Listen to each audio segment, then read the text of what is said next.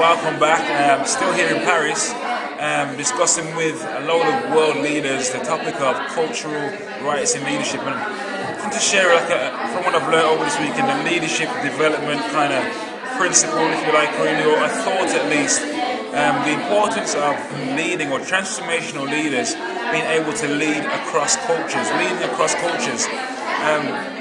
I know from my personal context that, for example, whether it's a church or it's a community, there are deep segregations culturally or even racially within what we do.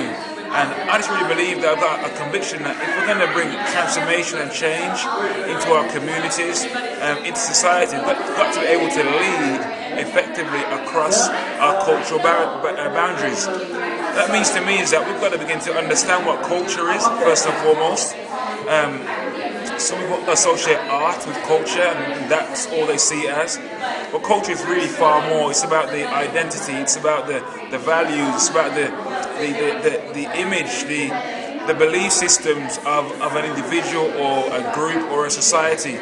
And for us to lead effectively across that and bring change together as cultures, we need to begin to engage in dialogue and discussion about the common interests, the similarities between each of our cultures. And there's a lot of fear around that. People are afraid to engage in those kinds of discussions about culture because there's a fear of otherness.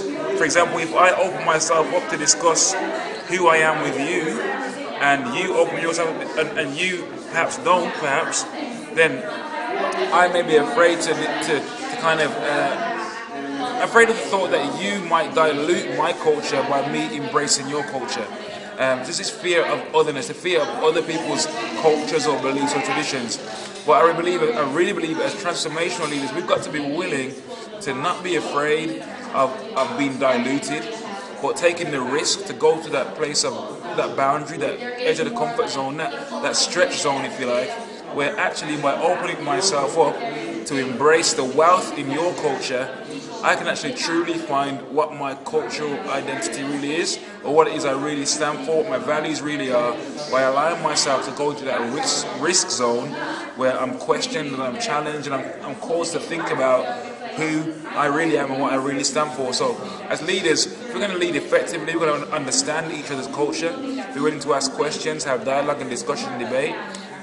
We've got to be willing to allow ourselves to be flexible and to change and to celebrate the wealth of creativity and of talent and of just unique things really that are in every culture. So I just want to encourage every young person, every leader, everybody that's listening right now, that going forward as humankind, if you like, even, and as people who influence in society or in life, if we're going to influence transformationally, I believe, and we've got to be willing to make that step of faith and lead across our cultures. Thank you for listening to the thought. See you later. Fantastic, man. Say again, okay?